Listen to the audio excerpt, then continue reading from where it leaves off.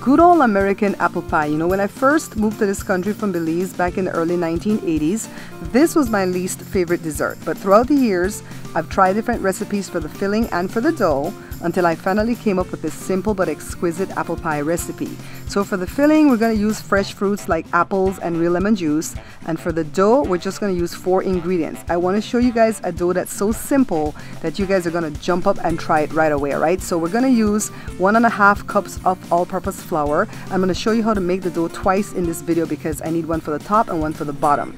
2 tablespoons of sugar, a stick of butter that's straight from the fridge because we have to dice it up into small pieces and work it into the flour, and then 6 tablespoons of milk, thereabouts. You might need 7, but 6 or 7 tablespoons of milk. And that's all it is to make the dough. You knead it up and you put it on the fridge for like 15 minutes. By the way, it's Christmas Day 2018. My dad's coming up for dinner. And although I have Belizean white fruit cake and black fruit cake, I am feeling for some apple pie. So this is what I'm going to go into the kitchen and make right now for you guys. Let's go. All right, guys, so you caught me on Christmas Day 2018. So let's take a look at the ingredients right here. So we're going to need 3 medium-sized red apple, not the green apples, all right? 2/3 cup of regular granulated sugar, 3 tablespoons of all-purpose flour, and it's not sifted, 1 teaspoon of cinnamon, and a tablespoon of lemon juice, and 1 egg for the egg wash. And then we're going to need 2 pie doughs, 1 for the bottom and 1 for the top. Let me show you how we make the pie dough. This is 1.5 cups of all-purpose flour and 2 tablespoons of regular sugar, a stick of butter, and 6 or so tablespoons of milk. You might need a little bit more. All right, so it's very easy to make the pie dough. I already have one made for you in the fridge because we're going to need to put it on the fridge. So if you were doing an apple pie, you could do a double recipe, but sometimes you may have the need for one just for the bottom, like for a cheesecake or something. And so that's why I split it up this way to show you guys exactly how to make it. So let me grab a knife so we could dice up the butter. All right, so my dad's here in the background and he goes, "What kind of milk?" I was like, you know, I just assume that everybody knows that it's cow's milk. But then again, if you're watching me in Belize, you might not know that, right? So it's not evap or condensed. It's just regular cow's milk that we have.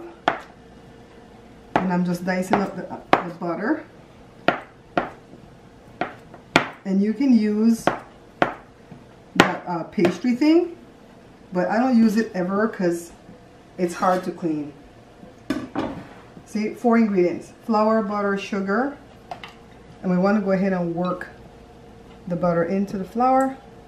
Then we're going to add the milk and then make the dough, put it in the parchment paper and put it in the fridge for about 15 minutes. Meanwhile, let's go ahead and work on the middle part. I washed the apples already, so I'm just going to go ahead and peel them. Let me peel the first one and show you how I cut this open. Cut off the bottom so it's flat, because we don't want it to slip. Then put the apple core thingy, this little gadget, get that center piece out, and then just find the fat pieces and slice them a little bit thinner. And if you don't own one of the core thingies, then you're gonna have to use a knife, and that's gonna take a little while longer to get done.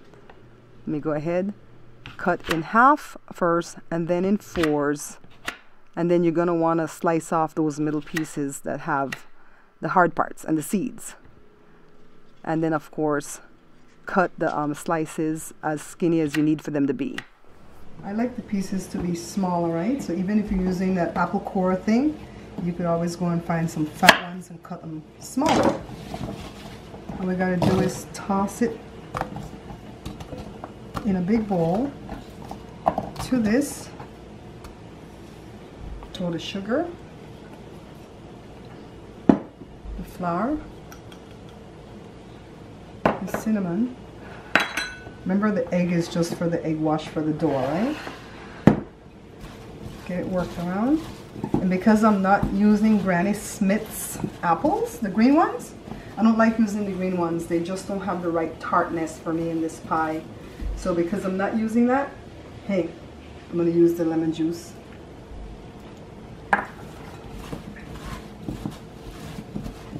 So I'm just going to set this aside and pull out one of my dough and roll it out so I could put it in a greased pie dish. This is the first one that I did earlier in the video, and it's been in the fridge for about 15 or 20 minutes. So I'm just going to go ahead and roll it out. And remember, this dough is very forgiving, so it's not going to be falling apart on you, all right? Just flour the countertop really well. Roll it out kind of big, bigger than your dish that you're going to put it in. And then roll it up like this. Or you could roll it on the rolling pin, but this is easy to do. And the dish is greased. And just kind of unfold it in here. And I have one of these dishes that's already fluted. But I'll still show you guys how to flute, all right? Let me go ahead and set it in here. Work around the edges. Flute, you do like this. You're supposed to do like this. Push in with one finger and then do that. Or that, right? Either way you want to go, this way. But this pie thing already comes fluted.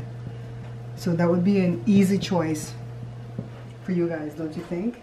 Try to make things easy when you're baking and cooking, because then you're going to enjoy doing it more than if you try to learn all these techniques and then can't do it, right? So now we're going to do a lattice top on this pie, and I wish that there was something like a mathematical or scientific way that we could do that lattice top. I've tried to figure it out time and time again, and I'm just going to show you the easiest ways that you could do it if you don't want to plait it, all right? And for people in America, plait means braid.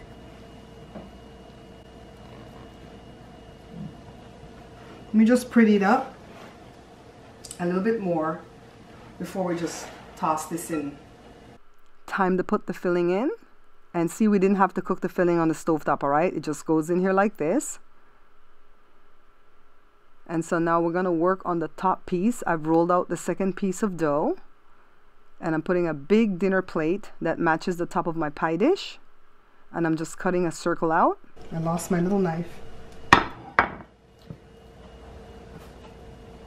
So this should be enough to cover that. Now, you could just take this and set it on top and just like cut slits, 4 little slits. That would be easy, right? But no, we want to make life hard, so we're going to do a lattice top. But I need to find that little knife so I could cut. Hold on a second. Just kind of eyeball it. I couldn't find my little paring knife that works better. And we're just going to slice up these laces.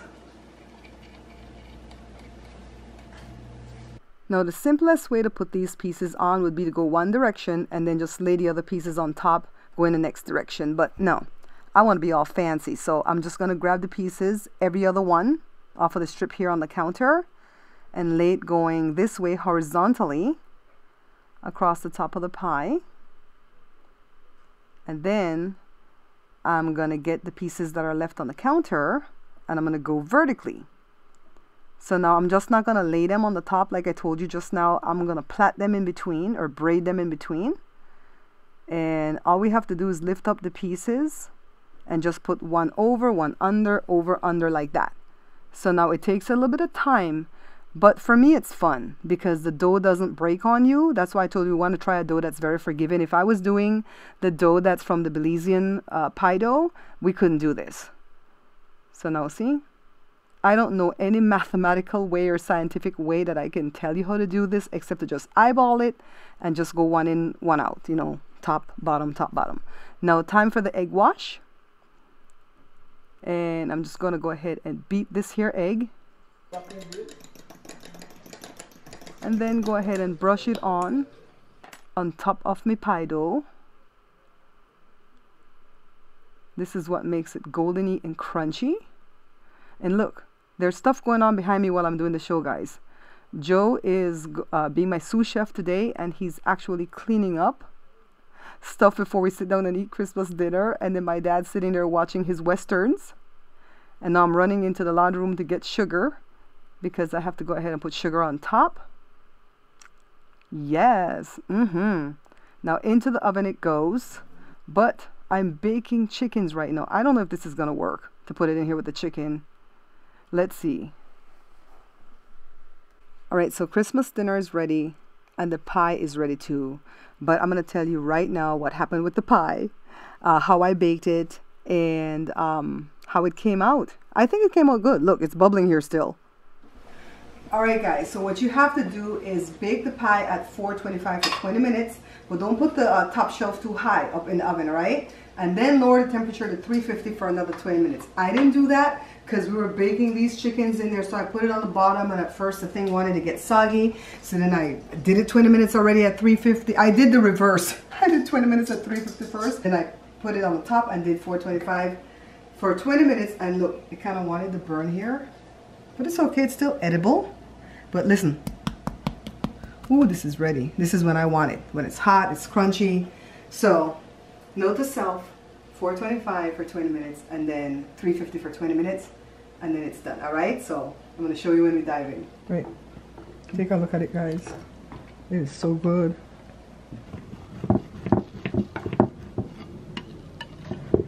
Gorgeous. Alright guys, don't forget to subscribe if you're watching me on YouTube, follow if you're watching me on Facebook, share, like, and leave me a comment. Say hello to Mama. Hi everybody.